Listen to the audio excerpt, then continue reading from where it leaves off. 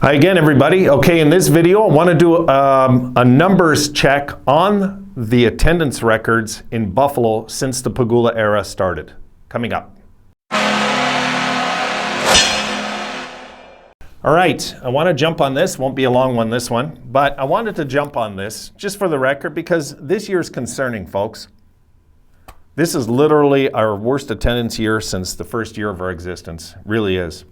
I mean, which is kind of normal in year one. I mean, it's kind of normal in a way. You would think it's a novelty and everybody's going. It wasn't really like that in Buffalo, but boy, oh boy, did they catch on in year two. And by year three, the house was packed all the time, really.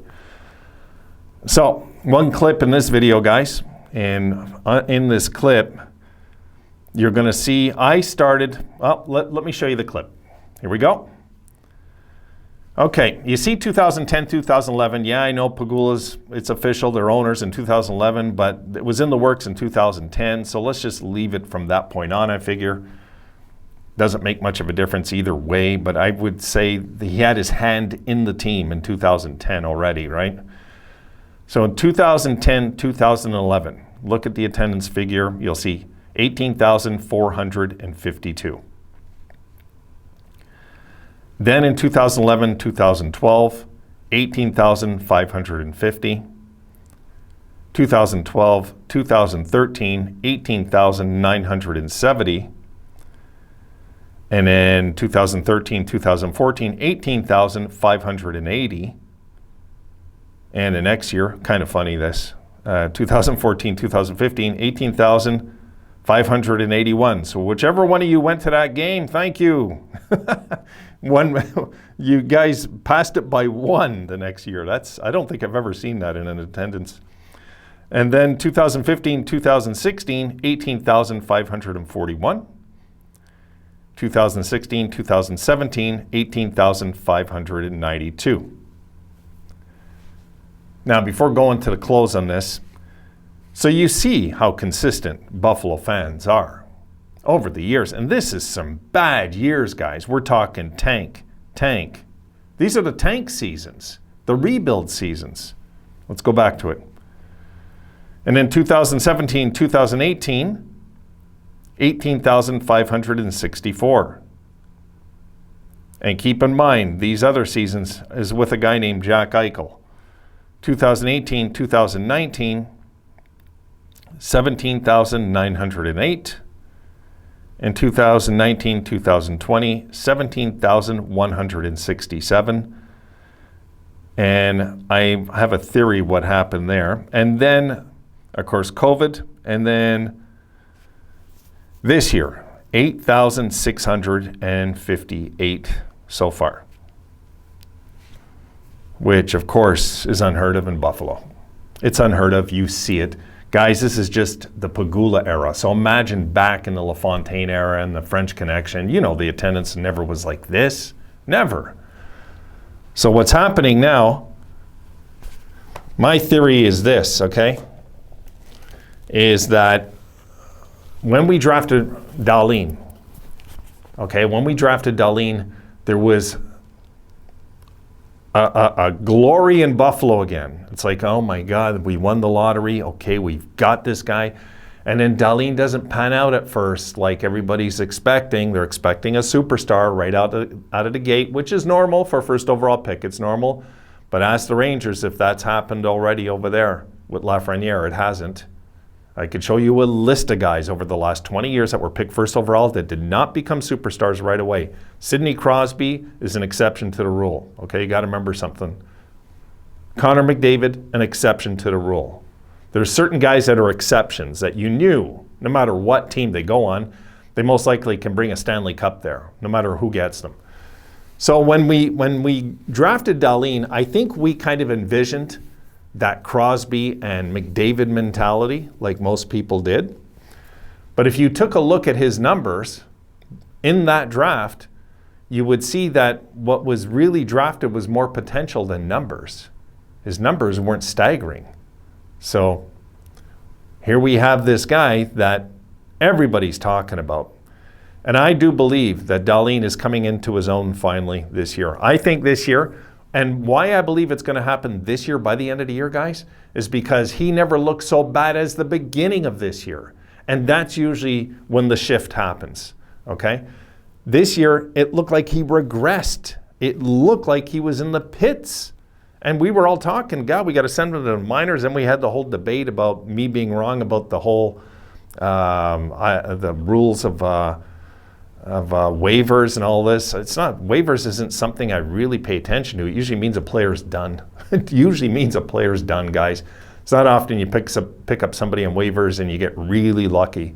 Once in a while, there's a guy out there, you got to jump on him, but the Sabres kind of play the wait game. So when it comes to Dahlin, though, I think Dahlin, slow first few years, okay? And it's not like they've been bad ones, but we're not seeing that superstar that we thought we had, that franchise defenseman. I think when that comes to the forefront, I think this attendance is going to change. I really do. I really think that's what we have to look for this attendance to change, is once Dahlin becomes the Dahlin that we drafted, that not only is his team going to get better, you know, that goes without saying, but the excitement of Rasmus Dahlin will be back like it was the year he was drafted, and that alone is going to bring the fans back anyway. But it's sad to see that, right? You look at those numbers, and we can easily say, well, it's a Pegula's fault. No, I can't blame the Pegulas for fans not going. That's up to the fans if they want to go or not. That's what that is. Like out here, I can tell you, Montreal packed the house regardless how garbage a team is. They pack the house. They love hockey out here. And I know Buffalo does too. I've been out to that city, and first time I went to Buffalo, I was very surprised what kind of a hockey town it was. I found it was more of a hockey town than a football town when I went out there. That surprised me. I didn't expect that. But look, I think when things change with the team, and they're going to change. They're going to change very soon. Probably we got to wait, I would say, from 2 years from today, we're going to be talking about making a run in the playoffs. We're going to be looking at a bubble team. I think at least by that point. Next year might be another year of pain. We'll see. Hard to tell. Depends what we get in the offseason, guys. And that's another thing. If we want to look at attendance and have a quick fix to attendance, nothing works like free agents. Nothing. If you go and get some real stud free agents on the team, guaranteed, you know, you get like Fleury and Nets and we get Letang on defense, I guarantee the attendance is going to go up next year unless the team is tanking again. We don't want that, right? If the team's losing again, it's like, oh God, this team, you know? So that's my theory on it. I think once Dahlin is back to what he's supposed to be, because he kind of started that way, then all of a sudden the fans will come back anyway. But I think if we attack free agency while this Dahlin kid is getting better, and guys, we're seeing a shift in Rasmus Dahlin. You've seen the game yesterday, okay? Dahlin is getting better. I'm not imagining it. There's no way I'm imagining it. When he has the puck, I feel good now. Remember early in the year, guys, he'd get the puck, you'd be panicking, right? He'd be in the zone with the puck, you're like, oh, I don't want to look, you know? That's how it felt, right? Now when he has the puck, I know he's going to turn somebody inside out and make fun of them, kind of. He's getting his confidence, guys. He is.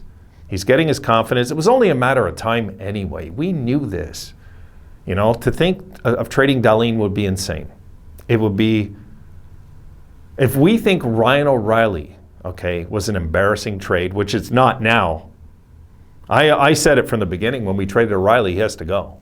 I didn't hate O'Reilly, but it was either him or Sam Reinhart that we were going to move, if you recall. We were going to move one of them.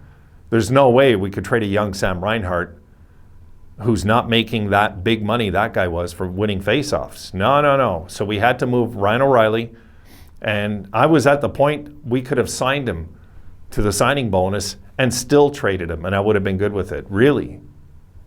I was at that point with Ryan O'Reilly back then. Don't hate the guy, but we had to keep Sam Reinhart. Obviously, Sam Reinhart was the right keep because we got a lot back for him in one of the videos you just seen today with Devin Levi being one of the pieces.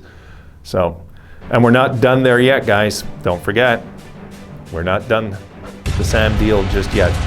Okay, so that's my theory. Rasmus Dahlin is going to be the guy, I think, eventually, that brings these fans back in through the doors with all their 26 jerseys on, because I really do believe Rasmus Dahlin is going to take off. All right, folks, that's it for this one. I'll see you in the pregame video.